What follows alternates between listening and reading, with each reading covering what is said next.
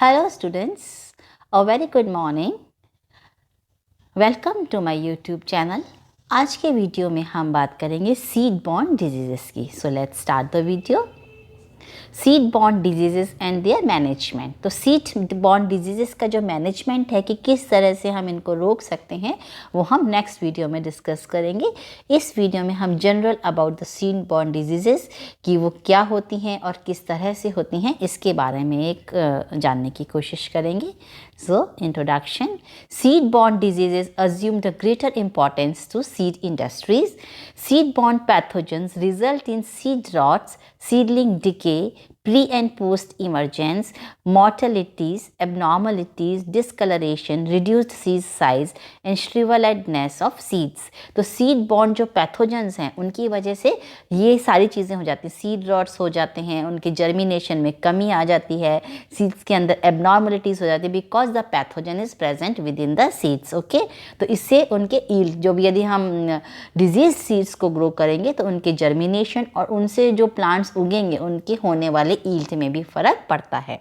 तो इसीलिए जो सीड बॉर्न डिजीज़ेस हैं वो सीड इंडस्ट्री में उनकी बहुत इम्पॉर्टेंस है, या उनको बहुत इम्पॉर्टेंस से उनको स्टडी किया जाता है बिकॉज जो सारा चक्कर है क्रॉप का या ईल्ड का वो किस पर डिपेंड है, सीड्स पर। यदि सीड्स की क्वालिटी बेस्ट होगी, डिजीज़ फ्री होंगे, तो जो ईल्ड है हमें क्रॉप का वो भी हमें बेस्ट मिलेगा। The seed-borne pathogens not only affect the market value but also nutritive value of the pathogen. Same market value पे तो डिफरेंस पड़ेगा ही। यदि आप डिजीज्ड सीड्स को ग्रो करेंगे तो नेचुरली क्रॉप की जो क्वालिटी है वो भी क्या होगी, कम होगी, लेस गुड होगी या अप टू द मार्क नहीं होगी। और उनकी जो न्यूट्रिटिव वैल्यू है, उनका जो न्यूट्रिटिव वैल्यू है, उनसे जो हमें पोषण मिल रहा है उसमें भी कमी आ सकती है। So losses due to seed borne disease, late blights for इनके कुछ एग्जाम्पल्स हैं जो कि जो पास्ट के अंदर क्या क्या लॉसेस हुए सीड बॉर्न डिजीजेस की। तो there are some examples of them. Late blight of potato caused by Phytophthora infestans was responsible for Irish famine during 1845। तो जो late blight of potato disease थी उससे जो आयरिश के अंदर जो फैमिन अकाल पड़ा था वो किसकी वजह से पड़ा था, लेट ब्लाइट ऑफ पोटैटो की, जो कि क्या है, एक सीड बॉर्न डिजीज़ है। Then comes the brown spot of rice caused by the seed borne Helminthosporium oryzae was responsible for the Bengal famine during 1942। तो 1942 के अंदर इस डिजीज़ से भी ये क्या हो गया था, बंगाल के अंदर अकाल पड़ा था, ब्राउन स्पॉट ऑफ राइस, जो भी क्या एक सीड बॉर्न डिजीज़ है। तो इससे आपको एग्जाम्पल्स भी पता चल रहे हैं कि सीड बॉर्न डिजीज़ के कौन कौन से एग्जाम्पल्स हैं और उनसे कौन कौन से लॉसेज, इतने सीवियर लॉसेज हो चुके हैं, उनके बारे में भी आपको पता चल रहा है। The loss of downy mildew of pearl millet in Rajasthan in 1962-64 was estimated to be 12 million rupees. इतना ज़्यादा लॉस था downy mildew of pearl millet से। Occurrence of tobacco bud blight in soybean caused by 66.43% yield loss। Dhingra and चैनोलो 1980 ये उन्होंने quote किया था। Then AICRP on pearl millet, all India जो कोऑर्डिनेटेड ये जो इनका रिसर्च प्रोजेक्ट है ये हमें बताते हैं कि किससे कितना लॉस हुआ। तो AICRP on millet showed an average annual loss of about 30% in high yielding varieties equivalent to $270 million annually. इतना लॉस हुआ था इससे, मिलेट के अंदर डिजीज से। Cause economic losses in cultivated crops world wide. तो ये जो भी सीड बॉर्न डिजीज़ हैं वो वर्ल्ड वाइड, पूरे वर्ल्ड में बहुत ज़्यादा इकोनॉमिक लॉस इनसे होता है। Losses due to seed borne disease, इसका एक अकाउंट है परसेंटेज के अंदर कि सपोज राइस के अंदर ब्लास्ट डिजीज से 75 ईल्ड में लॉस होता है, बैक्टीरियल ब्लाइट से 6 to 60, ब्राउन स्पॉट से 50 to 90, देन शीथ रॉट से 50। इसी तरह से व्हीट में भी लूज स्मट से, बिकॉज लूज स्मट आपने पढ़ा हुआ है, उससे भी क्या है, ये पूरा 100% जो है ईल्ड का लॉस हो जाता है। पूरे की जो स्मट डिजीज है वो डायरेक्टली किस पे अटैक करनी है, इन्फ्लोरेसेंस पूरा का पूरा खराब हो जाता है। और जो गेहूं की बालियां हैं, instead of the grains they are full of smut spores. इस तरह से ईयर कॉकल डिजीज है, चिकपी की है, देन काउपी के एंथ्रैक्नोज है, लीफ क्रिंकल वायरस है, ओके। देन सोयाबीन है, कुकम्बर, कैबेज, कुकम्बर के अंदर कुकम्बर मोज़ेक वायरस से 34 to 53% तक लॉस हो सकता है, और कैबेज के अंदर ब्लैक रॉट से, ब्लैक रॉट का पूरा एपिडेमिक इससे अकर होता है। Then important seed borne disease, आपके कई बार क्वेश्चंस में भी आ जाती हैं कि कौन कौन सी इम्पॉर्टेंट सीड बॉर्न डिजीजेस हैं और उनके कॉजल ऑर्गेनिजम्स क्या क्या हैं। तो here account for that, brinjal का फ्रूट रॉट डिजीज जिसका कॉजल ऑर्गेनिज्म है phomopsis vexans. Then carrot black root rot और सीडलिंग ब्लाइट, ये होता है हमारा ऑल्टरनेरिया रेडिसिना से। एंड उसके बाद सीडलिंग ब्लाइट, ये भी ऑल्टरनेरिया डॉसी इसमें से किसी एक स्पीशीज से होता है। देन ऑनियन में भी कई डिजीजेस सीड बॉर्न है, डैम्पिंग ऑफ है, डाउनी मिल्ड्यू है, पर्पल ब्लॉच, स्टेम फाइलियम ब्लाइट, ये सारी डिजीजेस ऑनियन की सीड बॉर्न डिजीजेस हैं, और यहाँ पर इनके कॉजल ऑर्गेनिजम्स दे रखे हैं, आप इनको स्टडी कर सकते हैं। देन पेपर एंड चिली, एंथ्रैक्नोज और फ्रूट रॉट होता है चिली के अंदर, मिर्ची के अंदर, जो कि कोलेटोट्राइकम कैप्सिकाई से या कैप्सिसाई से होता है। तो इनमें से आप कुछ एग्जाम्पल्स आपको लर्न करने हैं, बिकॉज ये आपके शॉर्ट नोट्स में भी आ जाते हैं। रेडिश ग्रे लीफ स्पॉट होता है ऑल्टरनेरिया ब्रासिके से। देन लीफ स्पॉट होता है ऑल्टरनेरिया रेफिनाई से। क्रूसीफर्स के अंदर grey and black leaf spot होता है। देन टोमेटो में black eye spot, damping off, early blight आपको पता है ऑल्टरनेरिया सोलेनाई से होती है।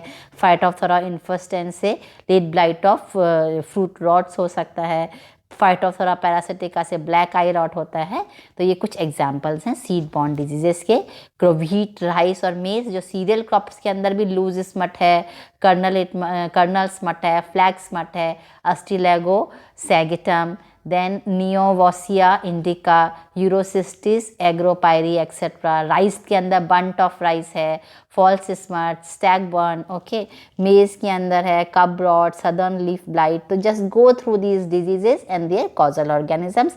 Perl millet and स्क्लेरोस्पोरा ग्रामिनिकोला, pearl millet के अंदर डाउनी मिल्ड्यूज में आप देखते हैं, या फिर ग्रीन ईयर डिजीज ऑफ बाजरा जो भी होती है वो भी स्क्लेरोस्पोरा ग्रामिनिकोला, वो इसका एग्जाम्पल है। देन सॉरघम में एंथ्रैक्नोज है, डाइनी मिल्ड्यूज है जो कि कोलेटोट्राइकम और बाकी इन कॉजल ऑर्गेनिज्म से होती है। तो जस्ट गो थ्रू दैम, उनको आप लर्न कीजिए कि ये क्या हैं। और उसी तरह से बहुत सारे एग्जाम्पल्स हैं, कॉटन है, शुगर केन है, ग्राउंडनट है, सनफ्लावर है, सोयाबीन है, चिकपी है। तो इनमें से आप कुछ कुछ की जो भी 4-5 नहीं तो जो भी मैंने 4-4, 5-5 मेंशन कर रखे हैं डिजीजेस, तो गो थ्रू द 2 और 3 जो भी diseases of these plants, these crops और उनके कॉजल ऑर्गेनिजम्स आप जरूर लर्न कर लीजिए। देन कुछ वायरल डिजीजेस हैं, ये आप अलग से याद करेंगे, वायरस का नेम और क्रॉप किस पर ये वायरल डिजीजेस हैं जो कि सीड बॉर्न है, okay. Then tobacco mosaic virus tomato पे होता है, वायरस का नाम है। Then alfa mosaic virus alfa. Then crinkle virus black gram जो काला चना है उस पर हो जाता है crinkle virus. Then cucumber mosaic virus cucumber. Sugar cane grassy stunts virus sugar cane पे होता है। सिट्रस रिंग स्पॉट वायरस जितने भी सिट्रस फ्रूट्स हैं उन पर हो सकता है। Banana bunchy top banana and cowpea mosaic virus, ये काउपी पे होता है। ये जो सारी वायरस डिजीजेज हैं या seed borne diseases, okay. So as a seed grower what do I need to worry about, यदि मैं एक फार्मर हूँ, मैं एक किसान हूँ और मैं सीड ग्रो कर रहा हूँ, तो मुझे किस बात की चिंता होनी चाहिए या मुझे किस बात का ध्यान रखना चाहिए।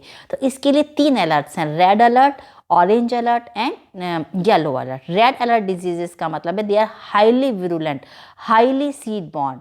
तो रेड जैसे कि रेड है मतलब हाईली अलर्ट होने की ज़रूरत है। ऑरेंज अलर्ट डिजीजेस क्या होती हैं, मॉडरेटली विरुलेंट होती हैं एंड हाईली सीड बॉर्न होती हैं। और highly virulent and moderately seed born कुछ भी हो सकती हैं। देन येलो अलर्ट डिजीज है moderately virulent and seed born, ये इनका जो है वो मॉडरेटली विरुलेंट होती हैं ये, और फिर सीड बॉर्न। तो ये हैं ही सारी diseases.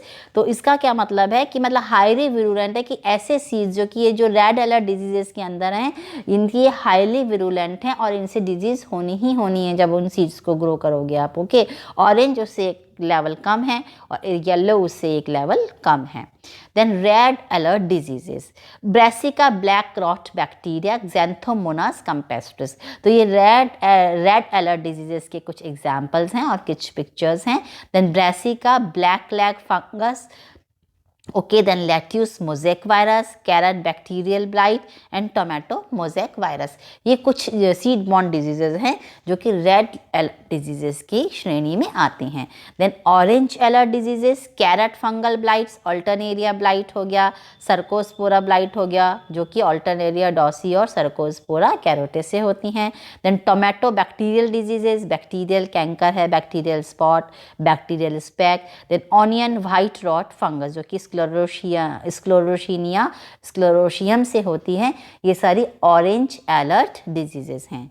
Then the seed borne pathogens में रिजल्ट इन लॉस इन अब जर्मिनेशन। अब जो सीड बॉर्न पैथोजेंस हैं वो पैथोजेंस जो कि सीड्स के से में बॉर्न है या जो कि they are incorporated with the seeds, जिससे कि क्या सीड्स क्या है इन्फेक्टेड विद द पैथोजेंस। अब उन पैथोजेंस की वजह से सीड्स के अंदर क्या क्या चेंजेस आएंगे, loss in germination.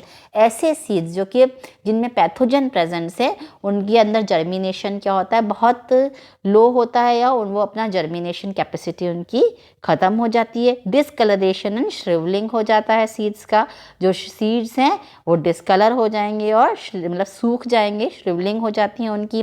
Development of plant diseases, distribution of pathogens to new areas, introduction of new strains or physiological races of the pathogen along with the new germplasm from the other countries.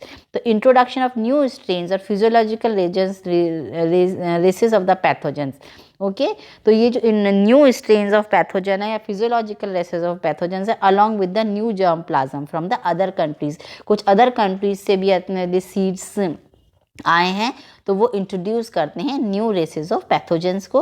Then toxic production in the infected seeds, तो जो infected seeds हैं वो toxins भी produce करते हैं और इन diseases से के सीड्स को मतलब इनको लगाने से या इनको जर्मिनेट करने से प्लांट्स के अंदर डिजीजेस होती हैं।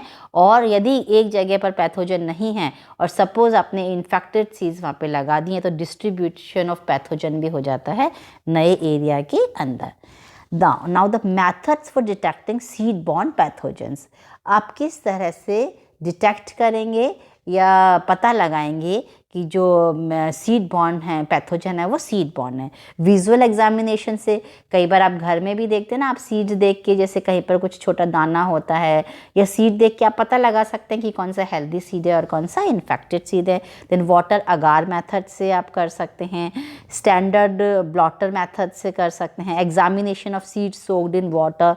सपोज जो हम यदि वाटर सीड्स को हम वाटर में सोक करते हैं तो जो पैथोजेनिक सीड्स होते हैं, जो इन्फेक्टेड सीड्स होते हैं, they are lighter in weight, क्योंकि वो क्या हो जाते हैं अंदर से खोखले हो जाते हैं और वो फ्लोट होने लगते हैं। तो हम उनको इस तरह से भी जो इन्फेक्टेड सीड्स हैं उनको हम अलग कर सकते हैं। Then examination of seed washing, embryo count method, rolled paper towel method, examination of dry seeds, growing on test, phage plague method, PCR, ELISA, electron microscopy. तो इनका मुझे नहीं लगता हमें डिटेल में जाने की ज़रूरत है, पर आप इनका एक एक अकाउंट ज़रूर देखिए कि किस तरह से हम सीड बॉर्न पैथोजेंस को डिटेक्ट कर सकते हैं। Now visual inspection of seeds, जैसे कि आप पिक्चर्स में देख रहे हैं ये सारे इन्फेक्टेड सीड्स हैं जो कि बिल्कुल देखते ही हम पता लगा सकते हैं कि ये इन्फेक्टेड हैं। Presence of smut balls of smut of sorghum and pearl millet, sclerotia या ergot of sorghum pearl millet and triticale, sclerotia of black rot scurf disease of potato embedded on tuber skin can be easily be detected by visual examination. Then black powder of burnt spores can be seen in wheat and rice. तो ये कुछ examples हैं जिनको कि हम visually मतलब उनको हम देखते ही हमें पता चल जाएगा कि ये जो सीड्स हैं वो किस चीज़ से इन्फेक्टेड हैं। देन पाथ्स ऑफ इन्फेक्शन, कि पाथ्स ऑफ सीड इन्फेक्शन, कि सीड के अंदर इन्फेक्शन आता कहाँ से है। ओके तो द इन्फेस्टेशन और कंटामिनेशन ऑफ द सीड में अकर during harvesting, threshing and processing. The pathogen may thus be carried with the seeds in 3 ways. तो ये जो इन्फेक्शन है वो किस किस के मतलब ये इन्फेक्शन या कंटामिनेशन या तो थ्रेशिंग के टाइम या हार्वेस्टिंग के टाइम या प्रोसेसिंग के टाइम सीड्स के अंदर अब किस तरह से एंटर होता है. Routes of active seed infection. पहला क्या है, penetration through the ovary wall. तो जो एग्जाम्पल है इसका क्लैडोस्पोरियम वेरिएबल. लाइक स्पाइनेच के अंदर जो बोट्राइटिस स्पीशीज़ है उसके अंदर भी ये क्या करते हैं, जो पैथोजन है वो ओवरी वॉल के थ्रू एंटर होता है. Okay, now next is systemic infection via vascular system. या फिर जो पैथोजन है वो वेस्कुलर सिस्टम से एंट्री हो सकता है. इसका एग्जांपल है वेस्कुलर विल्ट फंजाई, एंडोफाइट्स होते हैं ये. Then penetration through floral parts, या फिर किसी भी फ्लोरल पार्ट से, मतलब कोई भी स्टाइल है, स्टिग्मा, इसके थ्रू जो पैथोजन की एंट्री होती है. For example ustilago nuda, cucumber mosaic virus. Okay, pollen tube entry into seeds. अब पोलन ट्यूब्स के द्वारा भी सीड्स के अंदर पैथोजन की एंट्री हो सकती है. इसका एग्जांपल है loose smut of small grains and CMV in spinach. Certification programs, host resistance and systemic fungicides, ये कुछ चीज़ें हैं जिनसे कि हम इनको ओवरकम कर सकते हैं. Now indirect infection via flower और फ्रूट. अब एक तो डायरेक्ट पेनेट्रेशन हो गया कि किस तरह से वो ओवरी से या फिर वेस्कुलर टिश्यू से एंटर हो सकते हैं. अब उसके बाद है इनडायरेक्ट इन्फेक्शन कैसे होता है. पहला है वीक नेक्रोट्रॉफ्स और एक होता है एग्रेसिव नेक्रोट्रॉफ्स. तो वीक नेक्रोट्रॉफ्स क्या होते हैं, इसका एग्जांपल है botrytis cineraria. Infected petals remain attached to the developing fruit. अब इसमें जो सपोज पेटल कोई इन्फेक्टेड हो गई उसकी फ्लावर की, और जो पेटल है वो अटैच, जो भी डेवलपिंग फ्रूट है उससे वो अटैच रहती है. दूसरा क्या है, एग्रेसिव नेक्रोट्रॉफ्स क्या होते हैं, अटैक फ्लोरल पार्ट्स डायरेक्टली. इसके अंदर ये जो एग्रेसिव नेक्रोट्रॉफ्स होते हैं वो इनको डायरेक्टली जो फ्लावर्स हैं उनको अटैक करते हैं. इसका एग्जांपल है एस्कोकाइटा, पिसिया या ऑल्टरनेरिया ब्रेसिकोला. ओके, तो ये फ्रूट का आप देख सकते हैं, इसका पेडंकल है, फ्रूट कोट, ओवरी, देन इसका डॉर्सल और ventral surface, funicle, seed coat etcetera. Fleshy fruits जो हैं सोलानेसी के, seed attach to the central placenta infected via calyx. क्योंकि जो सोलानेसी आप टमाटर देखोगे या ब्रिंजल देखोगे उनके अंदर क्या होता है, कैलेक्स जो उनके लगा रहता है. टमाटर में आप देखते हो ना कैलेक्स उनके साथ चिपका रहता है सोलानेसी के मेंबर्स से. तो ये क्या करते हैं, जो इन्फेक्शन है वाया कैलेक्स फिर प्लेसेंटा में पहुंचता है. ओके, फिर प्लेसेंटा से ये फ्यूनिकल में पहुंचता है, फ्यूनिकल से एम्ब्रियो में पहुंचता है. तो इस तरह से सोलानेसी का जो फ्रूट्स होते हैं, फ्लैशी फ्रूट्स, उनमें जो है ये पैथोजन है वो वाया कैलेक्स पहुंच जाता है. अब अम्बिलिफरेसी और लिलिएसी के अंदर फ्लावर्स एक्सपोज्ड इन अम्बल्स, क्योंकि इनके अंदर फ्लावर्स अम्बल में होते हैं तो फ्लावर्स एक्सपोज्ड होते हैं, उनके थ्रू ये इन्फेक्शन पहुंच जाता है फ्लावर्स में. Then seed transmission is typically discontinuous infection outside embryo और affected by the intrinsic and environmental conditions. तो ये सीड ट्रांसमिशन डिसकंटिन्यूएशन है ये एनवायरमेंटल कंडीशंस पे और किस तरह से पैथोजन अवेलेबिलिटी है या क्या कंडीशंस है उन पर डिपेंड करता है. Thank you so much. तो इस वीडियो में हमने जाना about the different seed borne diseases, उनके कौन से कॉजल ऑर्गेनिजम्स हैं और जो सीड्स हैं वो किस तरह से इन्फेक्ट होते हैं. नेक्स्ट वीडियो में हम बात करेंगे इनके जैसे कि हमने डिजीज़ मैनेजमेंट के बारे में बात की थी कि डिजीज़ को हम किस तरह से फिजिकल मेथड्स या केमिकल मेथड्स या इंटेग्रेटेड प्रैक्टिसेस या बायोलॉजिकल कंट्रोल से कंट्रोल कर सकते हैं. उसी तरह से सीड बॉर्न डिजीजेस के लिए भी अलग से कौन कौन से मैनेजमेंट के मेथड्स होते हैं, that will discuss in the next video. Okay, thank you.